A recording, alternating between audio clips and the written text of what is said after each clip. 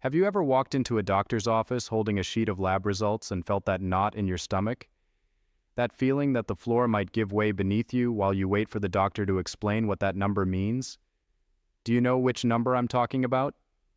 The one with a name that feels too heavy: creatinine. Well, today I want to tell you something that maybe no doctor has explained to you yet. Something I've learned over the years caring for patients with compromised kidneys, watching people walk into my office scared and leave with hope. And this secret isn't sitting on a pharmacy shelf. It's in the produce aisle of your local market. My name is Dr. Achi, and I'm a physician. Throughout my career, I've followed hundreds of people who came to me with elevated creatinine, desperate and unsure of what was happening to their bodies. What hurts me most as a doctor is when a patient says, "Doctor, I didn't know. No one explained this to me before I got here." That's exactly why I'm here today. In the next few minutes, you'll understand what creatinine really is, why it rises, what signs your body gives before it asks for help, and, most importantly, which vegetable I recommend to all my patients to help protect the kidneys and support the control of this substance. Stay with me until the end, because the information that follows could change the course of your health. Let's start from the beginning. What is creatinine and why does it scare so many people? Imagine your body as a city that never stops. A living, pulsing metropolis with thousands of workers active every second. Your muscles are those workers. They move, contract, support your weight, and allow you to walk, climb stairs, and hug the people you love. And like any job, all this activity creates waste. Creatinine is one of those wastes, nothing more than a natural byproduct of your muscles working. Every human being produces creatinine, without exception, every second of the day. Now this city that is your body has a high-level sanitation system.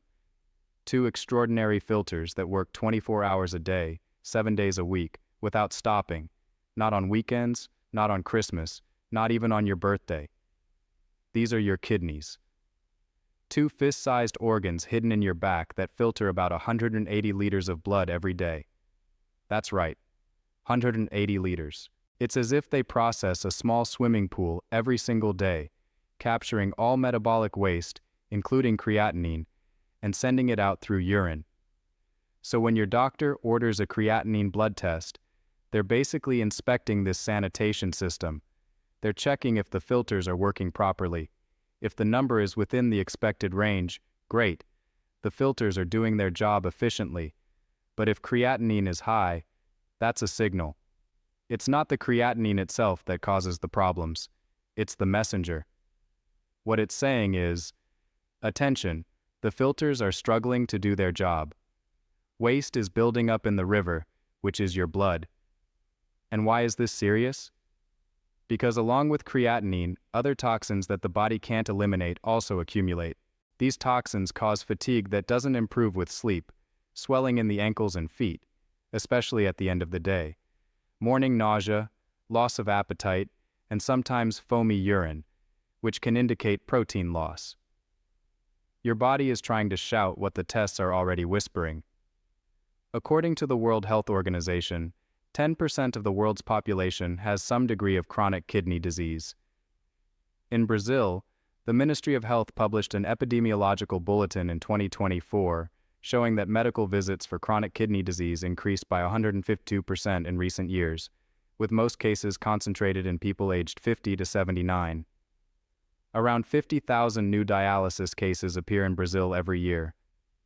50,000. That's an entire city of people who, in many cases, could have changed the course of their disease if they had received the right information at the right time. But here's what gives me the most hope. After years of caring for kidney patients, I've seen that chronic kidney disease progresses in stages, and in the early stages, it's silent. The kidneys can lose up to half of their function without you feeling anything. That's why routine exams are so important. And when creatinine starts to rise, when we reach stage 3, which moves from moderate toward more advanced, there's still a huge window of opportunity. A window to slow the progression, protect the function that still exists, and improve quality of life in ways many people don't even imagine. And it's exactly in this window that nutrition becomes one of the most powerful tools we have. Before I tell you which vegetable this is, I need to warn you about something serious.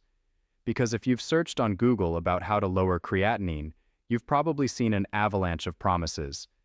Miracle herbal teas that clean the kidneys in 24 hours. Detox capsules that claim to regenerate your filters overnight. Exotic supplements with complicated names. And I know that when we're scared, these promises can feel like a path, an exit, a light. But as a doctor, my duty is to be honest with you, even if that honesty isn't what you want to hear. The vast majority of these promises don't just fail to work, they can actually be dangerous for your kidneys. Some herbs, even though they're completely natural, contain compounds that are toxic to the kidneys, what we call nephrotoxicity. Natural is not the same as safe. I've treated patients who arrived with acute kidney injury caused by supplements they bought online without medical guidance. Their situation got worse, not better. Think about it this way. If your car engine started making a strange noise, would you pour some magic powder you bought from a random website into it? No. You'd take it to a trusted mechanic. Your kidneys are infinitely more complex and precious than any engine. We can't experiment with them. The idea of cleaning the kidneys is a marketing myth created to sell products.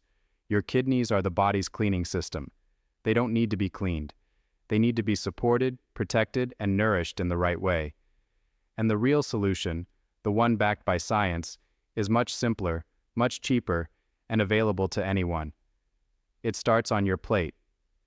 Now let's get to the secret. Over the years caring for kidney patients, I've learned that when we talk about food, we face a very specific challenge. Many foods that are fantastic for most people require special attention for those with compromised kidneys.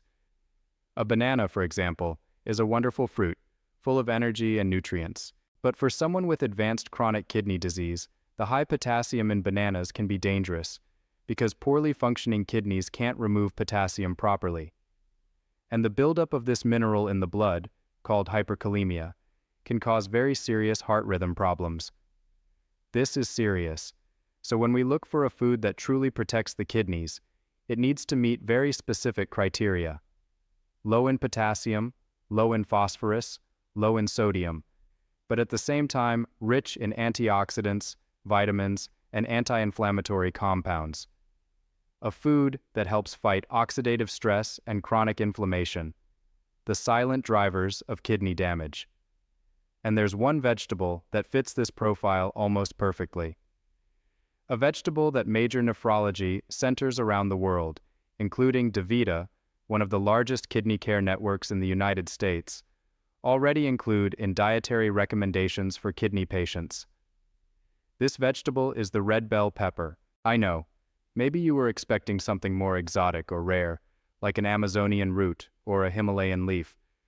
But science, most of the time, points to the simple, the accessible, the things you can find at your local market every week. Here's why red bell pepper is so special for the kidneys. The first reason is what I call its very low potassium load. And here's the big advantage. Half a cup of red bell pepper contains only 88 milliliters of potassium. For comparison, half a cup of cooked tomato, which people use a lot in Brazilian cooking, has more than 200 milliliters. A medium potato can have over 700 milliliters. That difference is huge for a kidney patient. It's like swapping a heavy backpack for a light one on your kidney's shoulders. Plus, red bell pepper has 0 milliliters of sodium per serving. 0. For kidneys already struggling with high blood pressure, that's a gift. The second reason is that red bell pepper is an absolute powerhouse of vitamin C. And when I say powerhouse, I'm not exaggerating. One serving can provide more than 150% of your daily vitamin C needs. More than an orange, more than a lemon. This matters a lot for the kidneys, because chronic kidney disease is a state of constant inflammation and oxidative stress. Imagine that inside your kidney cells there are sparks, called free radicals, causing tiny fires all the time.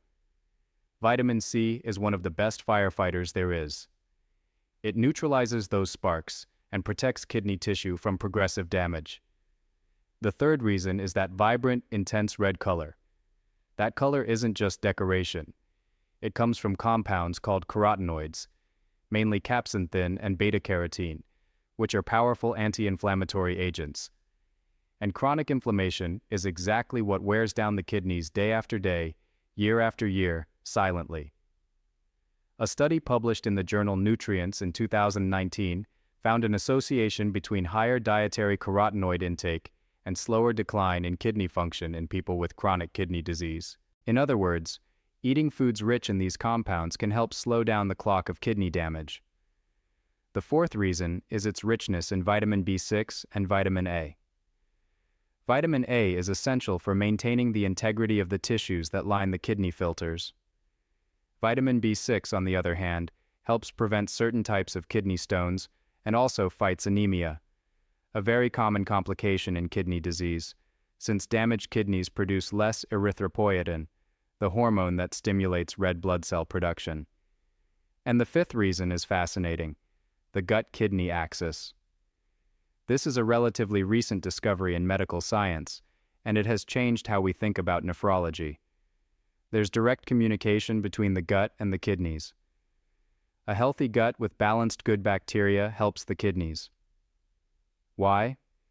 Because when bad bacteria dominate the gut, they produce toxins that travel through the bloodstream to the kidneys, forcing them to work harder to eliminate them. Red bell pepper contains fibers that feed the good bacteria in the gut, creating balance that directly benefits your kidneys. It's teamwork inside your own body. But before we continue, I need a moment with you. If this content is making sense, if you're learning something no one has explained to you with this clarity yet, I'm asking for two simple favors. First, give this video a like, not for me, but so YouTube understands that this kind of serious medical content needs to reach more people. Second, subscribe to the channel and turn on the notification bell, because in upcoming videos, I'll show you other foods that protect the kidneys, habits that silently destroy kidney function, and much more. And tell me in the comments, did you already know about the benefits of red bell pepper for the kidneys? Write bell pepper in the comments if you didn't know this before today. I want to know how many people are hearing this information for the first time right now. But what comes next is even more important. Because knowing that bell pepper is good is one thing. Knowing exactly how to prepare it, how much to eat, and what precautions you need to take to use it properly, that's a completely different story. And that's exactly what I'm going to tell you now. Let me introduce you to Mr. Antonio, 73 years old, retired, born in the countryside of Minas Gerais. A man of few words but great determination. He came to my office with a creatinine of 2.8, uncontrolled high blood pressure, and a list of medications he admitted he didn't fully understand. "Doctor, my wife is scared. My daughter searched on the internet and said I'm going to need dialysis." He wasn't looking at me. He was looking at the floor. I sat down, looked at him, and said, "Mr. Antonio, you haven't reached the end yet. We still have a lot we can do." One of the first changes we made was in his diet.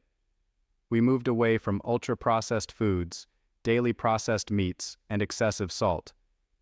We added red bell pepper as part of his routine, along with other guidance from a renal nutritionist.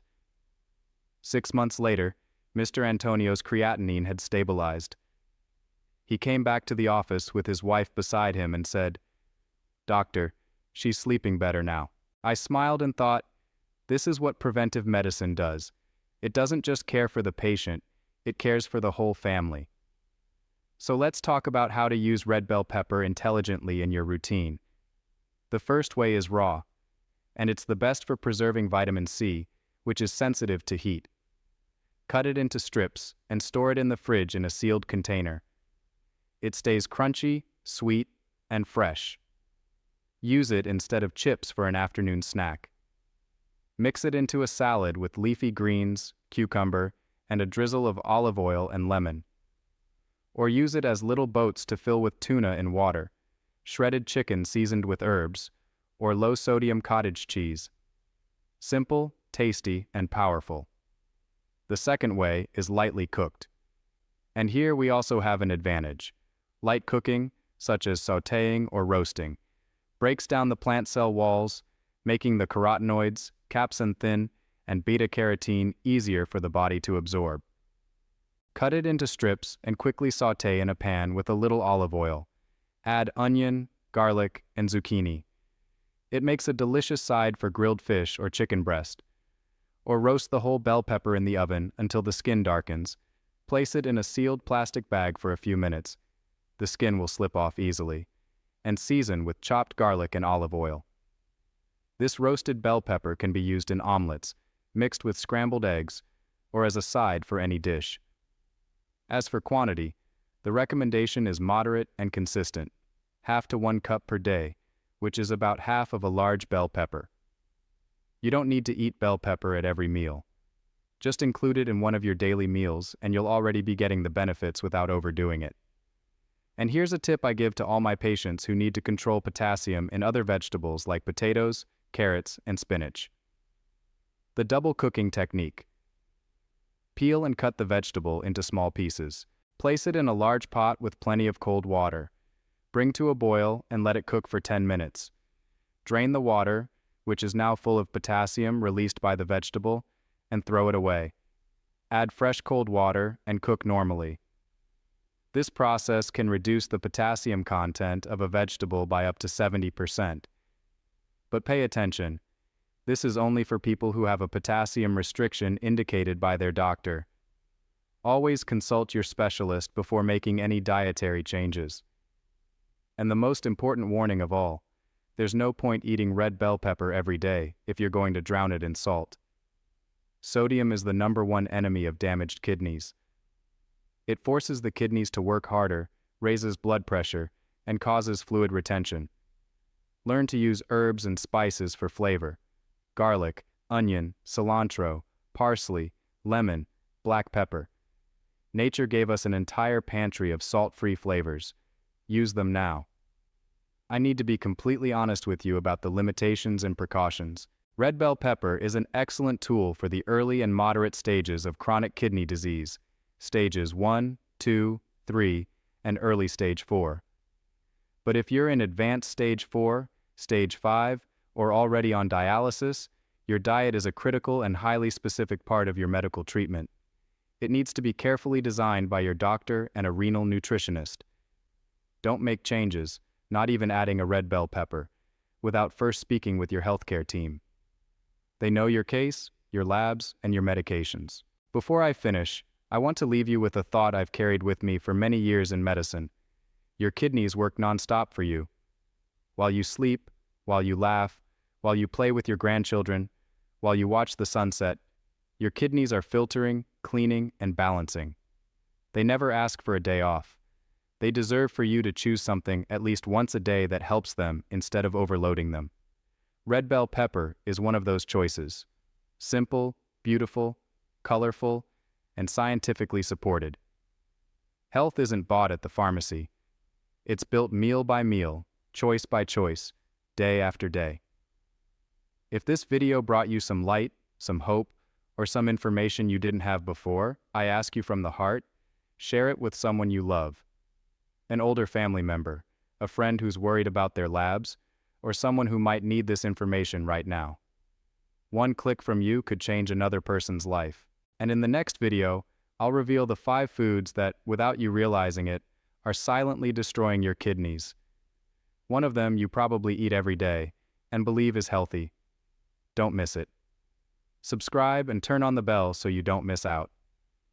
This content is for educational purposes and does not replace a consultation with your doctor. Every body is unique, every case is unique, and your treatment needs to be personalized. Take care of your kidneys. They take care of you every single day of your life. I'm Doctor, and it was an honor to be here with you today. See you in the next video. Take care of your kidneys. They take care of you.